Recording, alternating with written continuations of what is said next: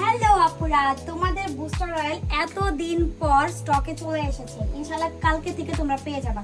তোমরা এতদিন ধরে আমার মাথা নষ্ট করে ফেলেছো যে কেন এখন পর্যন্ত বুস্টার অয়েল পাচ্ছ না। সো যারা যারা আমাদের এই বুস্টার অয়েলটা রেগুলার ইউজ করে তারা কিন্তু জানে যে আমাদের গুণগত মান একেবারেই সেম থাকে। তারা কখনো আমাদেরকে বলতে পারবে না যে আপু ফার্স্ট টাইম যখন নিয়েছিলাম তখন অনেক ভালো রেজাল্ট পেয়েছি, সেকেন্ড টাইম নিয়ে আমার আরো চুল পড়তেছে। এমন কেউ কখনো আমাকে বলে নাই, বলতে পারবে না।